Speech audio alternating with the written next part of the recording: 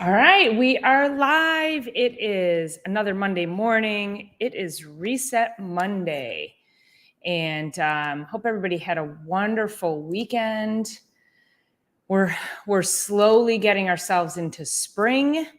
Last week's Reset Monday, we talked about spring cleaning, and I did a lot of that yesterday. Completely, I think I cleared out half of my clothes. Yeah. So it was pretty amazing. Hey, Gil, how are you? Thanks for joining in.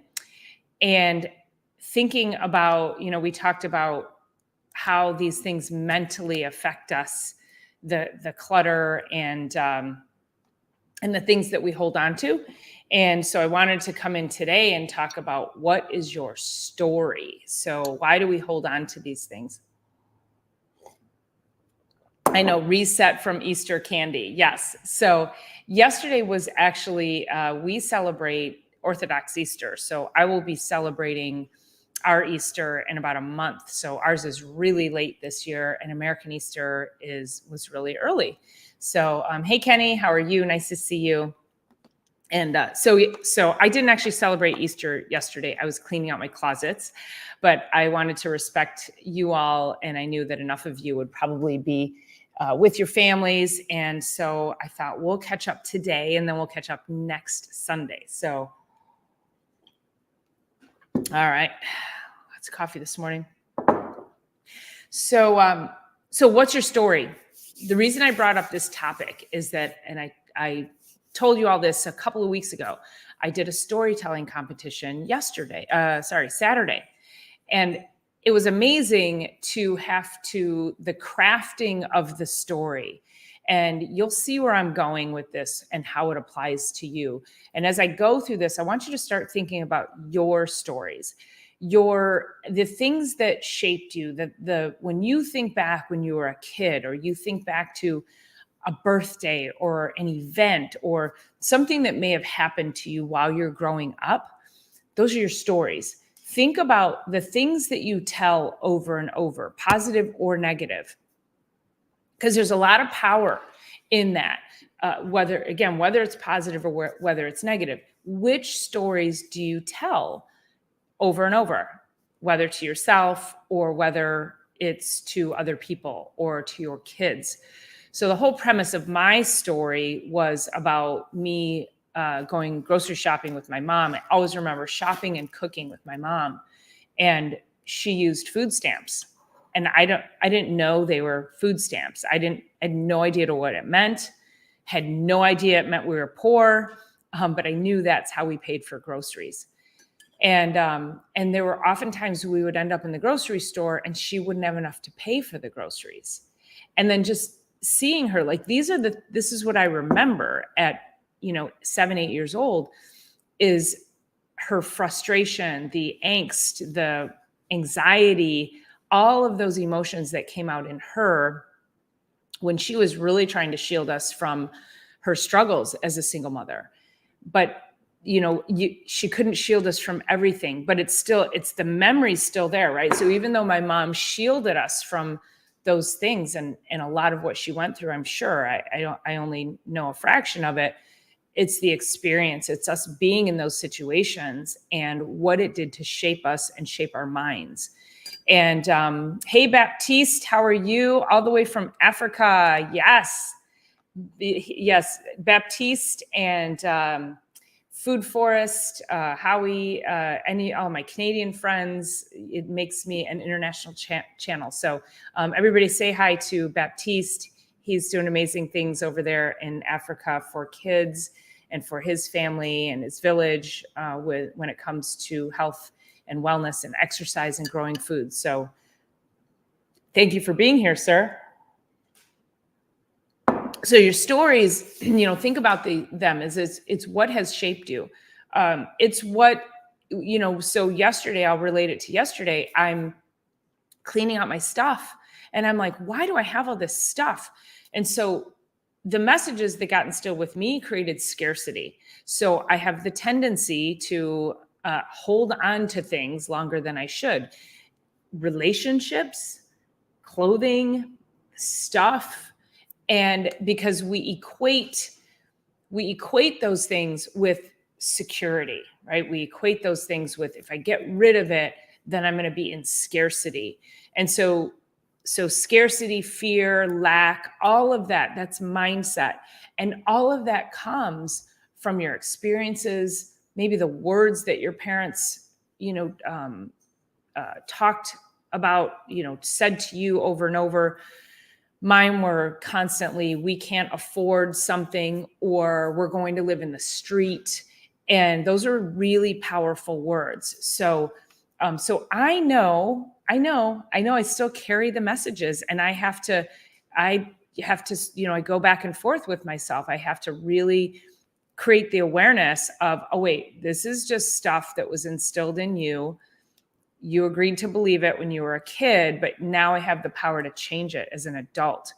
And and Kenny, it's interesting, as I was thinking about, Kenny's saying we tend to hold on to stuff longer than we need to, and that I'm not alone. And that's why I thought this message was so important. And because so in my storytelling competition, I came in second out of 12 people. And it was amazing. Howie had just mentioned your name. So now we have Food Forest and Baptiste in the house. So we have Africa and Canada in the house. My international friends, I thank you so much. So when we're looking at the story and how it shaped us and that lack, I'm thinking about, my generation of people. I think more of us grew up poor. And I think in today's world, like today's generation has the opportunity that they didn't grow up quite like that. And so it's interesting, when you look at kids today, my generation of people, like we created something that was going to transcend us beyond the scarcity and the lack. However, it's still like there might be money in the bank. We might live in a nice house, drive a nice car. We might not have to worry about paying for groceries, but we do have to concern ourselves with the mindset that created, because that's what can never leave us. And when I say it can never leave us, what I mean is that I don't want you wallowing in those messages. So I want you to think about your stories. What are you telling yourself all the time? How has that shaped you? Make a connection with some of your behaviors and habits today that you think might be connected to that. And then start to shift, start to pay attention to when you fall into habits and things that are tied to that, and then change it. So whether it's a word, whether it's, so if I'm in a, if I'm in a scarcity environment, or, I realize that I'm holding on to too much stuff and I'm starting to get rid of it, I then promote that for myself with affirmations like, I am abundant. The world around me is abundant. My energy is clear. The universe is providing. So there's all these different messages and affirmations that you can start to tell yourself that overlay all of the negative things. And I likened it to old luggage. I have the video is in YouTube right now. I'm going to edit it. You guys will see it. It'll be live a little later today. So you'll get to go watch that. And Bohemian, yes, the narrative is crazy. It's so powerful. And again, since I came off the storytelling competition, telling that story for myself and the power of words, I needed to share this message with you guys. So take those words, recognize that we tend to fill our physical environment with things that comfort us from those words. Comfort maybe shield us. We might tend to align ourselves with people who are comfortable, but maybe aren't great for us. And so recognize that with, whether it's friends in your environment, maybe it's time to say goodbye to some relationships, some things that will clear out, things that are bringing you that level of negativity and keeping you in that vortex of lack. And so So what are the things that we can do to move beyond it? So I'll just, share a little piece from the talk. Was I talked about this being luggage, right? So luggage with stickers all over it from all of our experiences. And if you haven't learned by now, I tend to think in pictures. So somebody had said to me, how did you come up with that analogy of the luggage with stickers? We've all seen that. And I said, I don't know. When I was putting the story together, it popped in my mind. And so I went with it. And so the stickers represent all of the negative experiences and the negative words that people have spoken over us. And that every new experience, we put a new negative sticker on it. So that's our baggage. Okay. So think about that. This is our baggage. And then a friend of mine said, well, spin the story and say, get rid of the old baggage. And I said, we can't. Like, that's the whole purpose. The premise is that baggage, what was given to us, was a gift because it has created who we are today.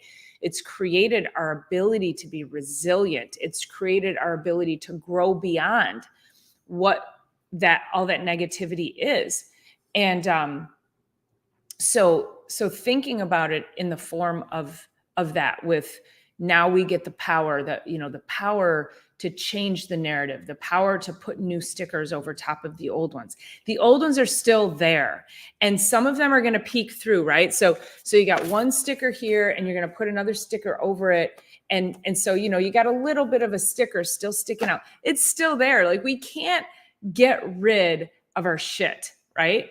But it is our mindset of how we transcend beyond it. And so your lesson for today, in today's reset, and hey, Kathleen Moran, welcome in. Thank you. In today's reset, I want you to start thinking about, what are the stories? Because also in storytelling, and again, the reason I signed up for it was because I needed to challenge myself. I knew I wanted to be able to think about all the stories I tell. But when I sit down to think about what story am I going to tell, my mind goes blank. I'm sure you guys are like exactly like that. I think everybody's like that, is we have all of these great ideas and thoughts. And then when you sit down to be creative and put all your ideas and thoughts to paper, your brain goes blank and you're like, I got nothing. So think about the stories, the things that you say. So when you say something and you find yourself telling somebody a story, put it in your phone. Put it in the notes in your phone. Ask yourself why you're telling that story, and ask yourself the lesson that you get from that story. Because when you just sit in conversation with somebody and you share these stories with them, the lessons will come out for you. You'll be sharing a story, and you'll always bring it back to, I don't know. I have no scientific evidence to prove this, but I think when we tell stories in conversation, the tendency is to tell the hell and back piece of it, right? So I went to hell and back, but then we always come through and we tell our journey beyond it. We tell our successes, what we learned from it, and how we transcended and transformed from that story. I think that's just human nature, is that we don't stay in the hell and back story. And our friend, coworker, colleague, family member, whoever it is we're talking about, we have the tendency, we want to take them through the journey too. And we want to provide them the positive lesson that we learned. So you all are doing this on a daily basis. You're telling stories that are taking you from your hell and back and taking you to your success and your growth. And so I want you to start connecting with that, because the lessons that you tell yourself after that story, that I want you to pay more attention to that, more attention to how you've grown from the messages, from those old stickers of negativity, lack, and fear, and think about what are these new stickers that you're putting over top. So Bill is here. Bill came to support me at the storytelling, and he's just such a wonderful friend. And it was so great to have you, Bill. And I took second. I didn't win, but it was still a win because it was really amazing. I watched it back. You guys, I was so nervous. And I missed a whole segment of the story. I shouldn't tell you that. I should let you watch it first. But now you're going to watch it and you go, where did she miss it? But I filtered it in at the end. You have no idea that I screwed up, right? So this is where I say, having been speaking for 30 years, I was pretty proud of myself. I was like, you really know what the hell you're doing, right? I was like, I had to pat myself on the back on that one because I saw the 2-minute, you only had 5 minutes to tell the story. If you went over, you got disqualified. So I saw 2 minutes left and I think my brain just went, just freaked out. And I don't know. Anyway, you're not going to know. And it turned out amazing. And I took second place. So there was that. Smile and say, I will not accept the negative vibes that you have. Yeah. I mean, it's just, I accept all positive energy around me. I expect people to be kind. I really do. I just said that to someone yesterday. I expect kindness all around me. I expect love and support. I accept all the love, support, and kindness that comes into my world. These are all messages that, of truth in my world. And Bill says, Dr. Paula should have won. Thank you so much, Bill. I know we're like, I don't know. I mean, there were some great storytellers out there, but I think one of the things was your story had to be relatable. And of course, so many people can relate to being poor, especially like today, with the economy the way it is and is, pretty scary times. So, I will be posting it later so you guys can watch it. And yeah, so Bill got to see all the other people too. So Bill is like, and I don't know if he's biased or not. Bill, are you biased? You being biased? I appeared calm as a cucumber. So I watched it back. And so funny. I watched it back and I was like, I was calm as what I felt inside and how I projected it. It's two very different things. So thank you, Bohemian. Which part? What did I say that was well phrased? I would love to know. Sorry, I didn't see your comment right there. And yes, so I shared the video with a handful of friends. Kenny, I sent Kenny the video also. And again, it's not public yet. So if you're on the inner circle, you got to see the video yesterday. So thank you so much, Kenny. I appreciate it. And thank you, Bill. So that's it. That's your lesson for today. Think about the stories that you tell all the time.